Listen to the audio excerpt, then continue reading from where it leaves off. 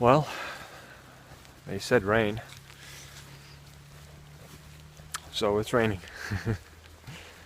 uh, One of the nice parts about rain is that most people stay indoors. One of the bad parts about it is around this time of year, it's really cold. So, this might just be a half-hour hike, or a 1-hour hike, or I don't know. I might turn back a couple of minutes. We'll see. But I do have my rain jacket. The rest is my usual stuff, except for my trick, an extra hat.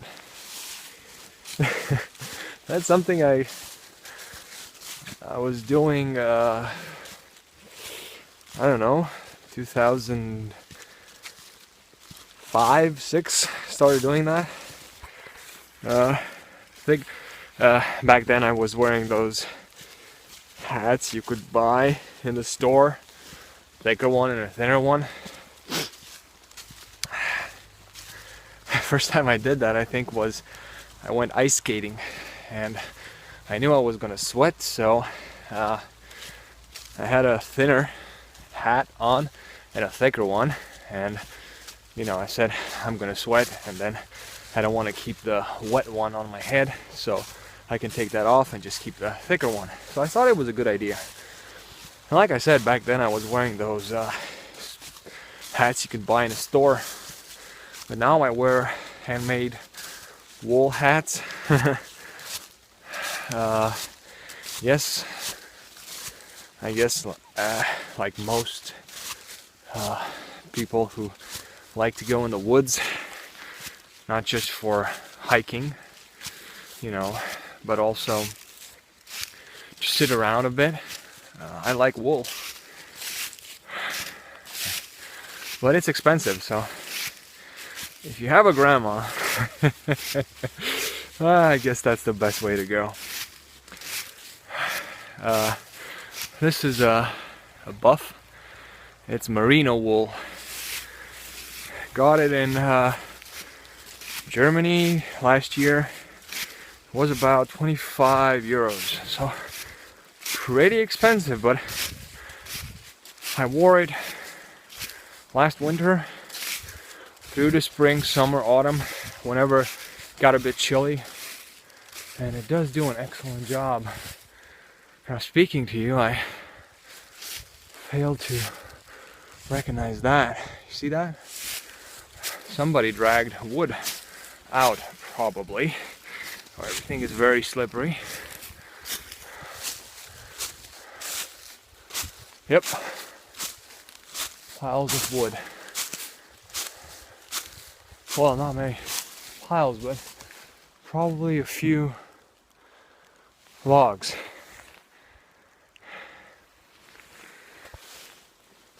So yeah, that's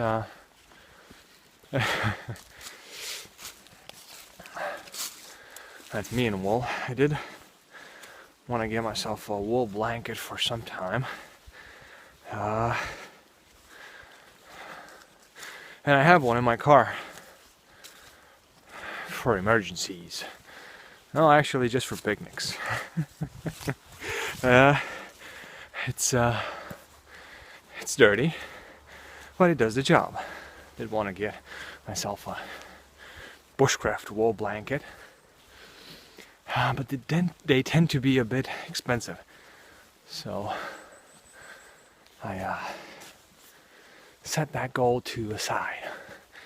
Yep, definitely wood. People have been cutting wood here. You can see that, and up there.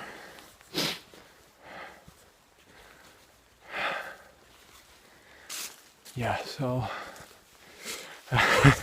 that's it about me and wool. It's definitely a cool thing to have. Now, I don't know where to go. I like to go to my regular campsite, the one I used for years and years, or to the one I started using last year. I don't know. It's raining, so, well, it's drizzling, so my best chance of seeing deer, since not many people are out, are going to my old campsite.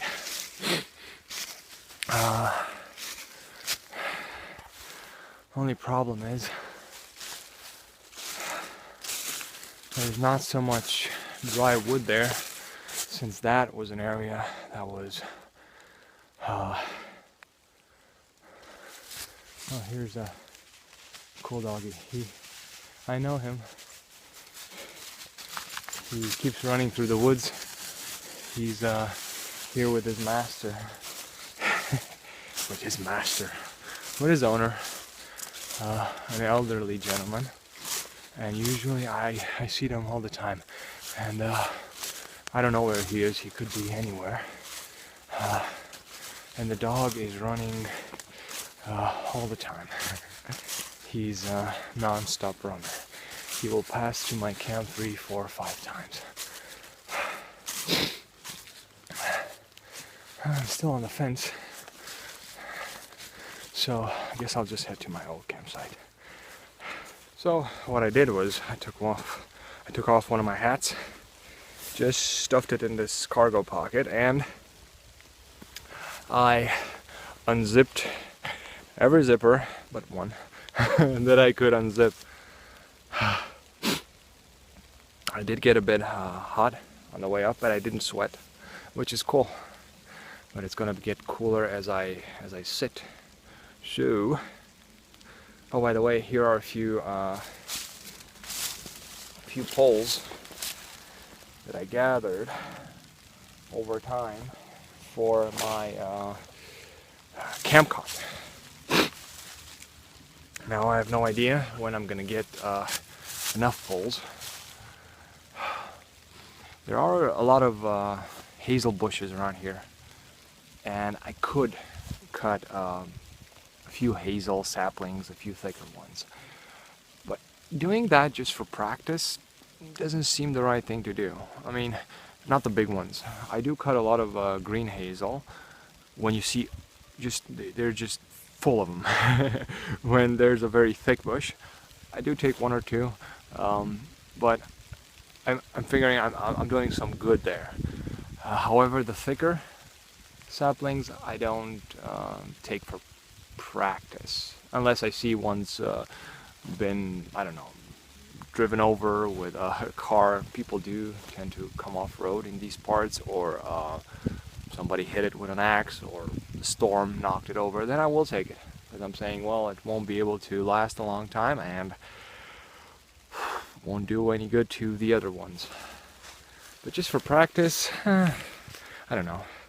It's probably gonna go past winter, and I will not have tried my camp cot unless I go hunting in some evergreen forest. You know, I get a lot of pine trees, or I don't know. Yeah, evergreens. All right, so what? 2 minutes I've talked to you, and I should zip up because it's chilly, and I think the decision has been made for me, and I will go over to my other campsite. That's 20 minutes of hiking, which I don't mind. Love it. I might make 30 minutes out of it. Go up and then around. And I do see some people in the valley. See, this is the nice thing about having good visibility. All right. I'll be back in a second.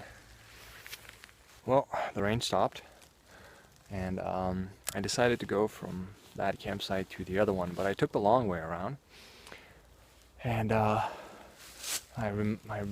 reminded myself of a few things that I've seen along the way, and I came to this spot 2 winters ago and 3 winters ago. I actually took shelter here. I think it was 3 winters ago when I did that Bic light tester big light test when I put the lighter in snow and then try to see how fast I can light it back up. And I did take shelter here for about 5 minutes. It was already dark, past 5 o'clock, and it was really windy. I don't remember if I showed that. No, I didn't show that on camera.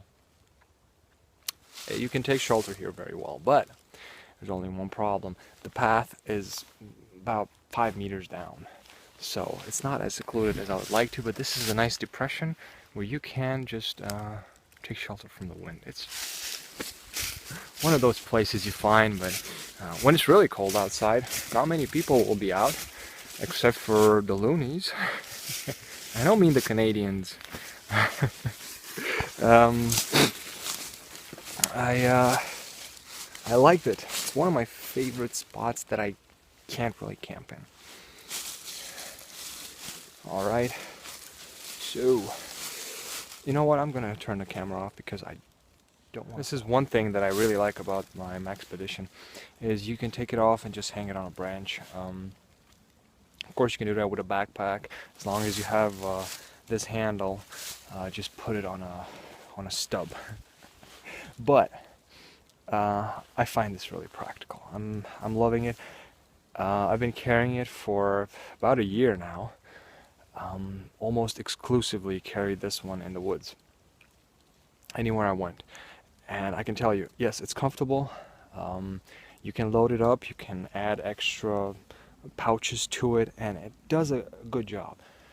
However, sometimes it can get uncomfortable. So here's what I was saying about people cutting wood, and somebody did cut a lot of pieces of wood from here, and this is green. I have been missing a baton at my new campsite, and I did break a stick that wasn't too good for a baton, so my Laplander. I love this one. Been with me for I don't know how many years. 3, 4, I have no idea. I still carry it, and I use it as often as I can. So I think this should be enough. The rest is curved, yeah, up to here. And normally I would push down with this hand, but oh well, I think I would do that and give you sort of like an action sequence. Or not.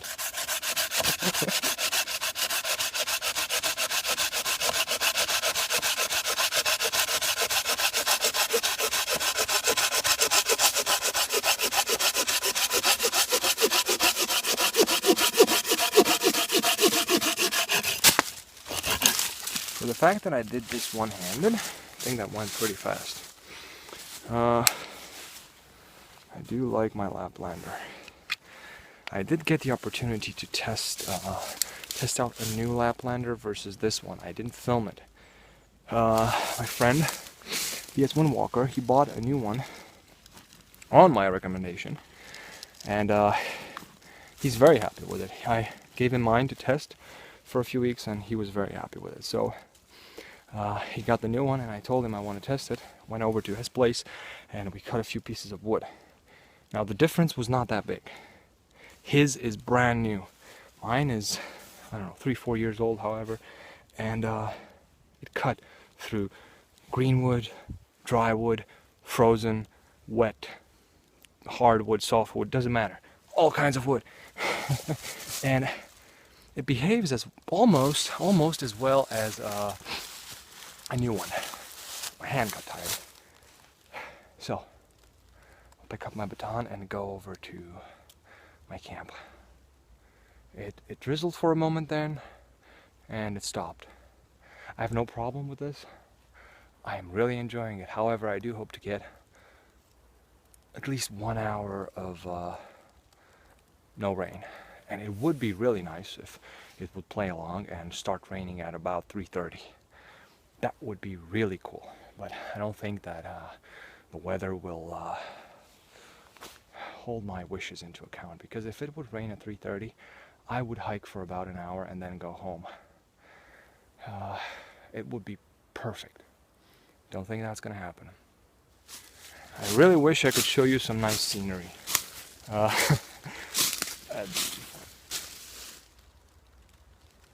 thought I heard something. It was probably just me. But if I'm in the woods, there's really not much scenery here. I mean, we're on the top of this little hill and you can see the other woods, but don't have the view.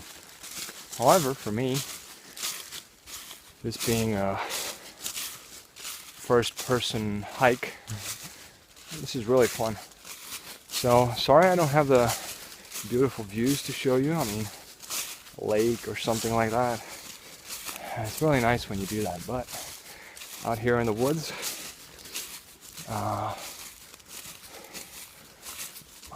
I do like it. Just seeing the trees and trying to find my way. Wow, that's interesting. The way that bark is stripped from the tree. Can you see it? Yep.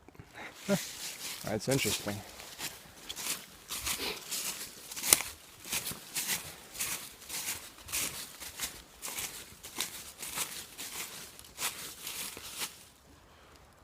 I have to admit, I have no idea what happened here.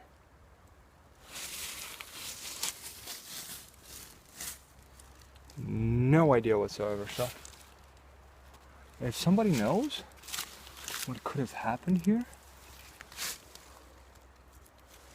I mean, somebody might have pulled on the bark.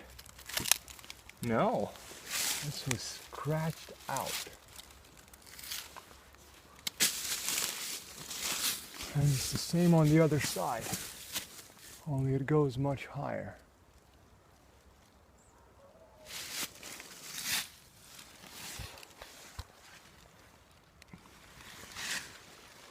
If anybody has any idea what this is, share it with me, because I have no idea.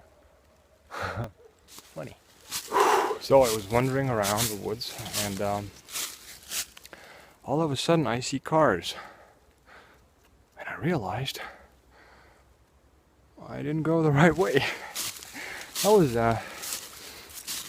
twisting and turning and trying to find sticks and so on and so forth. And as winter is upon us and autumn is nearly over,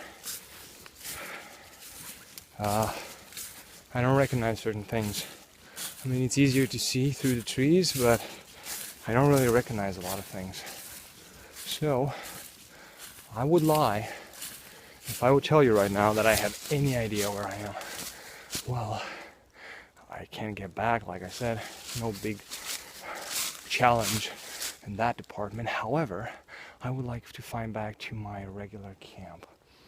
And I have no idea where that is. But you never know what you find. I am, however, curious where I am, because I have been walking for about 40 minutes and aimlessly walking, which is always fun, but I would like to sit down now. So I'll turn the camera back on when I'm at camp, if I ever get to camp. Now, I have been wandering for the last half hour, and now I'm really tired. It stopped raining. It's definitely warmer. I put my rain jacket inside my pack again. This is one of the first places that I camped in on this side. So I'm saved. But what I did, I wanted to see how fast I could recognize things, and the truth is, I couldn't. I'm gonna be very honest with you. I've been walking these woods for over 5 years. and everything looked familiar. You know, it's like I've seen this written somewhere.